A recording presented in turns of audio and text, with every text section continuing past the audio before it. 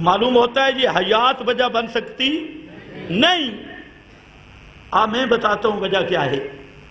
پہلی بات تو یہ ہے کہ قرآن نے خود بتا دیا کہ نکاح والے مسئلہ میں پیغمبر کی بیویوں کو اپنی ماں سمجھو، یہ اللہ نے ماں کا درجہ دیا اور نکاح والے معاملہ میں۔ اور دوسرا، حضرت حذیفہ رضی اللہ تعالیٰ عنہ پیغمبر کا صحابی ہے، وہ اپنی بیوی کو ایک مسئلہ کہتا ہے۔ اس سے پہلے ایک بات سمجھو، مسئلہ یہ ہے کہ اگر ایک عورت کے دو خامند ہوں، ایک عورت نے شادی کی، ایک خامند مر گیا، اس نے پھر آگے شادی کی، تو یہ دو خامند ہو گئے، یک کے بعد دیگرے، ایک پہلے مر گیا، ایک بعد اس بیوہ نے شادی کی۔ اگر کسی عورت کے اس طرح کے دو خامند ہوں اور وہ خامند جنتی ہو، عورت بھی جنتی ہو، تو قیامت کے دن وہ عورت دوسرے خامند کے ساتھ جنت میں جائے گی۔ یہ مسئلہ بھی ذہن میں رکھ لو، 3 ہیں 4 ہیں، آخری خامند کے ساتھ وہ جنت میں جائے گی۔ حضرت حذیفہ کی آپ بات سمجھو، حضرت حذیفہ اپنی بیوی کو کہتے ہیں لا تتزوجی بعدی، میرے بعد میں اگر شہید ہو جاؤں، مر جاؤں، میرے بعد آگے نکاح نہ کرنا۔ کیوں؟ فرماتی ہے اس لیے کہ بیوی دوسرے خامند کے ساتھ جنت میں جائے گی۔ وَلِذَالِكَ حُرِّمَ أَزْوَاجُ النَّبِيِّ، یہی وجہ تھی کہ اللہ نے اپنے پیغمبر کی بیویوں کا آگے نکاح کرنا حرام کر دیا۔ لِأَنَّهُنَّ أَزْوَاجُهُ فِي الدُّنْيَا وَأَزْوَاجُهُ فِي الْجَنَّةِ، اس لیے کہ پیغمبر کی بیویاں جس طرح دنیا میں مصطفیٰ کی بیویاں ہیں، اسی طرح جنت میں بھی رسول اللہ کی بیویاں ہیں۔ یہ وجہ نظر نہیں آتی، یہ نبی کا صحابی بیان کر رہا ہے کہ اس لیے حرام کیا۔ اور یہ ہے خصوصیت ازواج مطہرات کی، اور یہ خصوصیت امام الانبیاء کی، اور امام الانبیاء سے پہلے انبیاء کے لیے بھی یہ ضابطہ نہیں۔ پہلے انبیاء کی بیویاں آگے نکاح کر سکتی تھی، صرف امام الانبیاء حضرت محمد مصطفیٰ صلی اللہ علیہ وسلم کی ازواج مطہرات کو اللہ نے یہ اعزاز اور مقام دیا ہے کہ دنیا میں بھی آپ کی بیویاں ہیں، جنت میں بھی آپ کی بیویاں ہیں۔ اس لیے اللہ نے منع کر دیا کہ میرے پیغمبر کی وفات کے بعد تم آگے نکاح نہیں کر سکتی۔ اب کو سمجھ آئیے؟ اچھا، اگر زندہ مانا جائے تو زندہ امتی بھی ہو تو اس کی بیوی بھی آگے نکاح نہیں کر سکتی، چاہے وہ سال اندرون رہے بیرون رہے، تو اس کی بیوی بھی آگے نکاح نہیں کر سکتی۔ اور اگر پیغمبر زندہ ہو اور بیوی آگے نکاح نہ کر سکے تو کمال کیا ہے، خصوصیت کیا ہے، اعجاز کیا ہے؟ امتی 20 سال تک زندہ رہے، زیادہ عرصہ زندہ رہے تو امتی کی بیوی بھی آگے نکاح نہیں کر سکتی۔ اگر پیغمبر زندہ رہے اور بیوی آگے نکاح نہ کرے تو یہ کمال نہیں بنتا۔ کمال تب ہے کہ امتی مر جائے، امتی کی بیوی آگے نکاح کر جائے اور پیغمبر پہ موت بھی ہو تو پیغمبر کی بیوی امت کے حق میں ماں بن کے امتی پر اس کا نکاح حرام قرار دے دیا۔ پیغمبر کی شان مانتا ہے تو پھر اشاعت التوحید کا عقیدہ ماننا ہوگا۔ اسی عقیدے میں پیغمبر کی عظمت ہے، اسی میں آپ کا اعجاز ہے، اسی میں آپ کا احترام ہے، اور اس لیے ہے کہ یہ عقیدہ کتاب و سنت سے ثابت ہے۔ اور دلیل یہ ہیں ان کے وہ دلائل جو لوگوں کو گمراہ کرتی۔ اور دلیل آگے کہتے ہیں جی اچھا، نبی پاک صلی اللہ علیہ وسلم زندہ ہیں، دلیل کہ آپ کی وراثت تقسیم نہیں ہوئی، وراثت نہیں تقسیم ہوئی، معلوم ہوتا ہے آپ زندہ ہیں۔ ان کو لوگ سمجھتے ہیں کہ دلائل دے رہے ہیں، کہتے ہیں سبحان اللہ سبحان اللہ، دلیل تو آ رہی ہے۔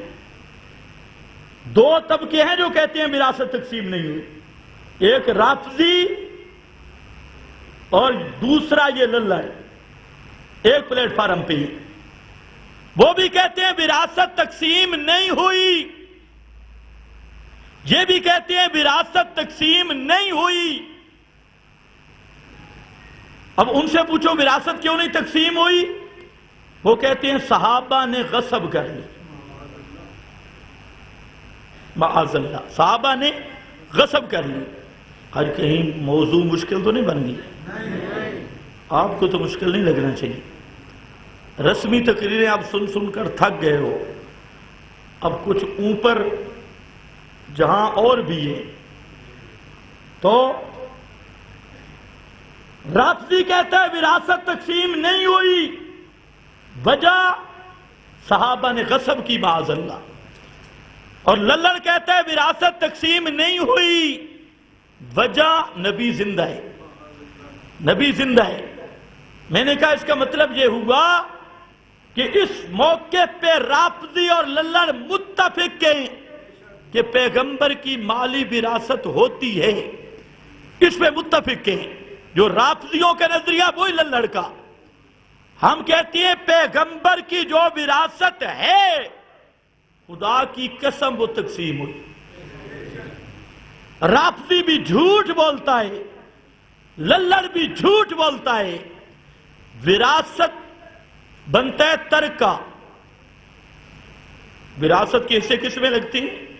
ترکہ میں، ترکہ میں۔ اکثر چونکہ وراثت کے حصے نہیں دیتے اس لیے پتہ بھی نہیں ہے، یہ بھی مسئلہ ہے۔ اکثر وراثت والا مال اس کو مال فے سمجھتی ہے۔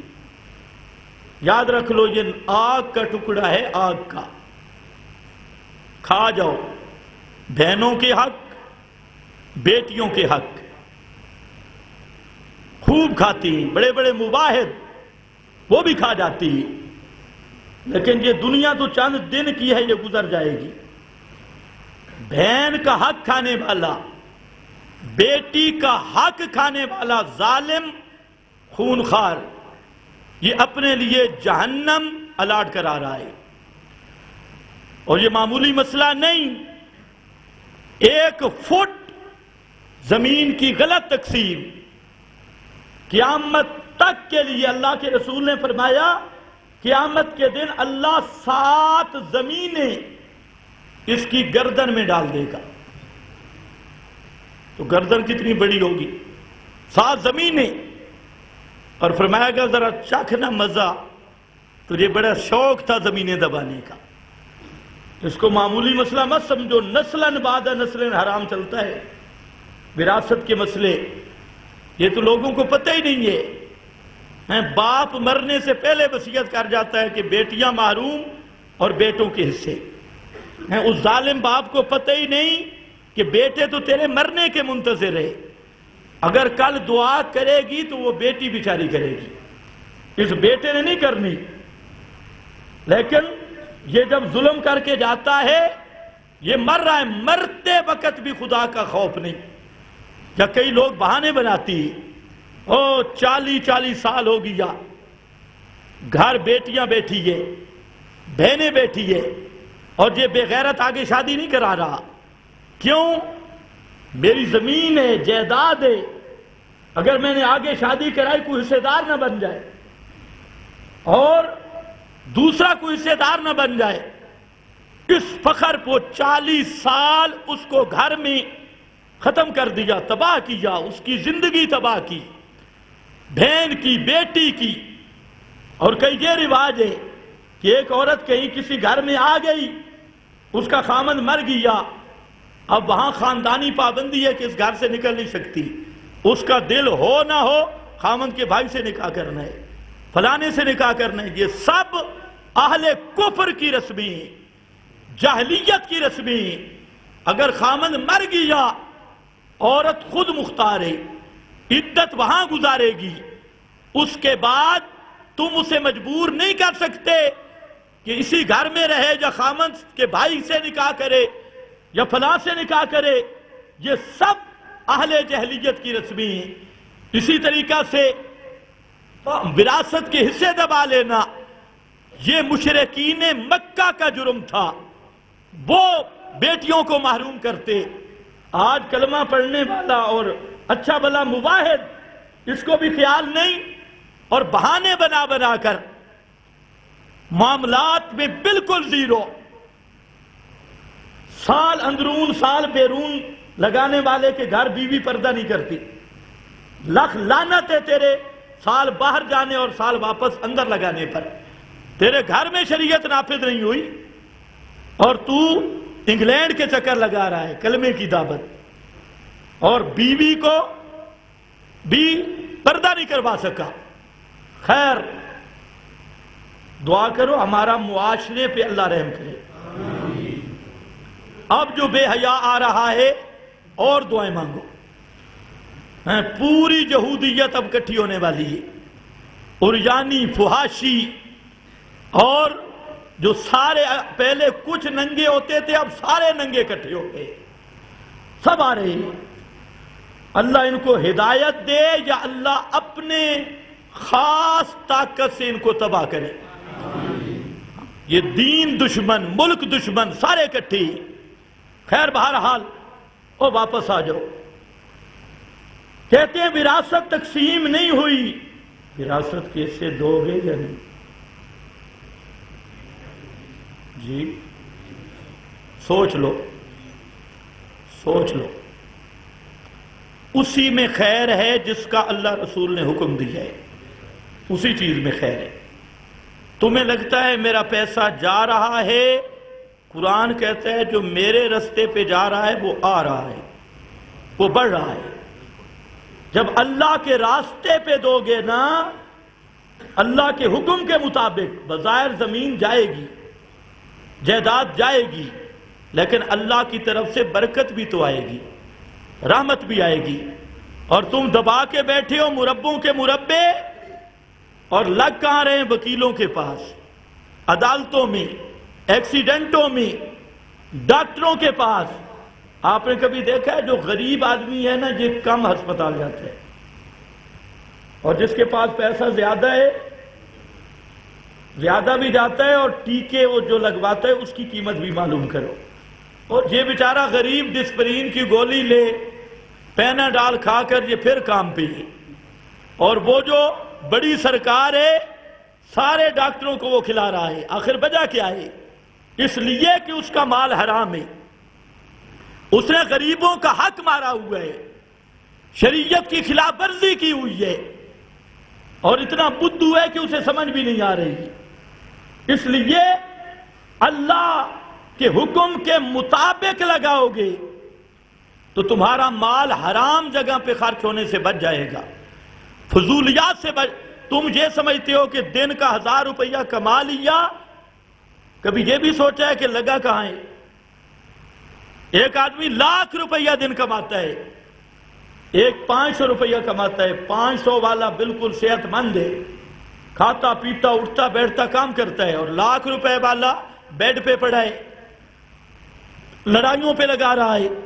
تو اب وہ آمدن کا حساب کرتا ہے تو خرچ کا نہیں کرتا۔ تم رازق نہیں بن سکتے، رزق وہی ہے جو اوپر متعین ہو چکا ہے۔ حدیث میں آتا ہے لن تموت نفس حتی تستکمل رزقہا، اس وقت تک کسی پر موت نہیں آ سکتی اگر ایک لقمہ بھی ایسا باقی ہو جو اس کے نصیب میں ہو، اس وقت تک اللہ اس آدمی کو موت نہیں دیتی۔ تو پھر خود رازق بننے کا کیا معنی؟ اسباب کی حد تک ہم مکلف ہیں۔ کہتے ہیں وراثت تقسیم نہیں ہوئی، ایک پارٹی کہتی ہے صحابہ نے ڈاکہ ڈالا معاذ اللہ، دوسری کہتی ہے نبی زندہ ہے۔ میں نے کہا تم بیچارے سچ رو رہے ہو، تمہیں پیغمبر کی وراثت ملی نہیں ہے۔ جو پیغمبر کی وراثت تھی وہ تقسیم ہوئی، وہ صدیق کے پاس بھی رہی، فاطمہ کے پاس بھی رہی، وہ اصحاب رسول کے پاس بھی رہی، خاندان رسول کے پاس بھی رہی، اور اسی کے لیے فرمایا العلماء ورثۃ الانبیاء، اور وہ اب بھی موجود ہے۔ اور اگر تم نے معلوم کرنا ہو کہ پیغمبر کی وہ وراثت کہاں ہے تو وہ ترکہ، وہ مال ڈھونڈو۔ پیغمبر نے فرمایا ترکت فیکم امرین، لوگوں میرا ترکہ دو چیزیں ہیں، میرا ترکہ دو چیزیں، کوئی کوٹھی میرا ترکہ نہیں، کوئی باغ فدق شدق کا صدقہ یہ ترکہ نہیں، کوئی پلاٹ کوئی زمین میرا ترکہ نہیں۔ کیوں؟ پیغمبر دنیا کے لیے آتا نہیں، پیغمبر کی بعثت کا مقصد دنیا میں غرق اور تباہ شدہ لوگوں کو دنیا کی گندگی سے نکال کر اللہ کے دربار کا عادی اور محب بنانا ہوتا ہے۔ پیغمبر کے منصب میں سے یہ منصب ہے کہ دنیا کی حقیقت کو واضح کر کے دنیا میں گرفتار شدہ لوگ، دنیا کی محبت میں اندھے ہونے والے اور دنیا پہ فریفتہ ہونے والے، اپنا سارا متاع دنیا کو سمجھنے والے، پیغمبر کی بعثت اس لیے ہوتی ہے کہ پیغمبر لوگوں کو دنیا کے مال کی حقیقت بتلائے، دنیا کی حقیقت بتلائے، اور دنیا سے ان کا تعلق ختم کرا کے ان کا تعلق دنیا بنانے والے کے ساتھ لگا دے۔ پیغمبر اس لیے آیا کرتا ہے، اس لیے فرمایا کہ نحن معاشر الانبیاء، ہم نبیوں کی جماعت، لا نورثو، ہمارا مال میں کوئی وارث نہیں ہوتا۔ اس حدیث کے حضرت علی بھی راوی ہے، اور یہ حدیث اصول کافی میں بھی ہے، بخاری میں بھی ہے، اور یہ حدیث اس مجلسی کی بہار الانوار میں بھی ہے، مسلم میں بھی ہے۔ اور فرمایا نانو معاشر الانبیاء، ہم نبیوں کی جماعت ہے، حضرت علی بھی اس کے راوی ہے۔ اس لیے لا نورثو، جائیداد، پراپرٹی، زمین، مال، اس میں ہماری وراثت نہیں ہوتی۔ ما ترکنا صدقہ، ہماری ملکیت میں اگر کوئی چیز بچ جائے تو وہ صدقہ ہوا کرتی ہے۔ اور ہماری وراثت کیا ہے؟ ہماری وراثت علم ہوا کرتا ہے۔ انما ورث العلم، علم کی وراثت ہوتی ہے، اور میں محمد مصطفیٰ کی میراث وہ ہے کتاب اللہ و سنت نبی، اللہ کی کتاب، پیغمبر کی سنت، یہ میری وراثت ہے۔ اب جس کے پاس کتاب و سنت موجود ہے وہ پیغمبر کا سچا وارث ہے، وہ ہے العلماء ورثۃ الانبیاء۔ تو آج یہ کر رہا تھا، کہتے وراثت تقسیم نہیں ہوئی۔ میں نے کہا تو وراثت سمجھا ہی نہیں، جو پیغمبر کی میراث تھی وہ یہ 30 پاروں کی شکل میں موجود ہے، وہ سنت پیغمبر کی شکل میں موجود ہے۔ اب ایمان سے بتاؤ، جس کے ہاتھ میں فضائل اعمال ہے یہ نبی کا وارث ہے؟ جس کے ہاتھ میں المحند ہے یہ نبی کا وارث ہے؟ ہمیں لگی لپٹی نہیں آتی، چونکہ چنانچہ گویا اگر مگرچہ یہ مسئلے کو تیل لگانا ہم نے سیکھا ہی نہیں۔ ہمارے اساتذہ پہ اللہ کی رحمتیں ہوں، ہم نے ایک ہی سبق سیکھا ہے کہ مسئلہ حق بیان کرنا ہے، ساری دنیا الٹی ہو کے لٹک جائے، ناراض ہو راضی ہو، لیکن کتاب و سنت کا ہم مسئلہ چھپا نہیں سکتے۔ بات صاف ہے، یہ فضائل اعمال یہ نبی کی وراثت ہے، جس میں جھوٹ کی پوری فیکٹری ہے۔ اب تکلیف ہوگی، بڑی تکلیف ہوگی، ماشاءاللہ منزل من اللہ کتاب ہے نا۔ المحند کیا ہے؟ المحند، چلو آئندہ جمعہ تو مفتی صاحب پڑھائیں گے، جمعے کے بعد شاید درس المحند پہ ہم دے دیں گے۔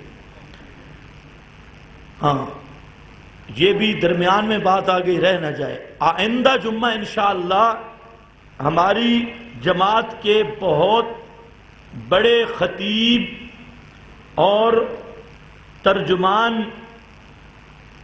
فاتح سیفیت حضرت مفتی منیر شاکر صاحب، وہ انشاءاللہ جہاں پر آئندہ جمعہ خطاب فرمائیں گے، تو اس کے لیے آپ نے دعوت بھی دے دی ہے، سب ساتھیوں کو دعوت دو۔ تو مفتی منیر صاحب کا انشاءاللہ ہم کوشش کریں گے کہ 12:20 پر ان کا خطاب شروع ہو جائے گا، مفصل خطاب ہوگا، اور انشاءاللہ وہ تشریف لائیں گے بھی سے، انہیں وعدہ کیا تو وہ تشریف ضرور لائیں گے، اس لیے اس میسج کو بھی عام کرو، لوگوں تک پہنچاؤ۔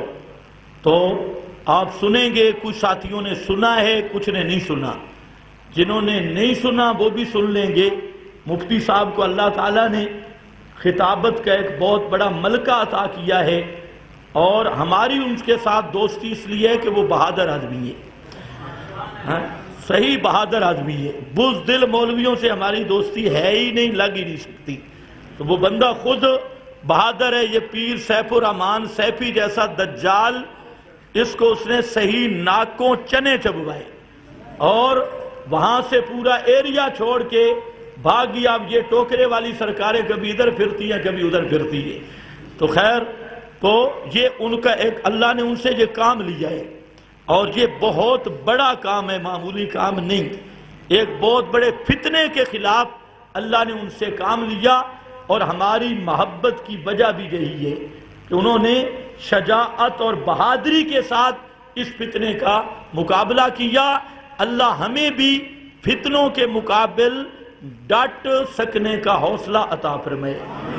تو وراثت کا مسئلہ، میں کہا کہ وہ کہہ رہے تھے وراثت تقسیم نہیں ہوئی، میں نے کہا ان کو ملی نہیں، ان کو مل گئی المہند، ان کو مل گئی بابے کے دستخط، یہ دکھائیں گے، ان کو مل گئی تسکین الصدور، ہاں تسکین الصدور، اور اب ایک نیا آیا خوشبو والا عقیدہ، واہ، خوشبو والا عقیدہ، ایک نئی گرانتھ نکلی ہے، خوشبو والا عقیدہ۔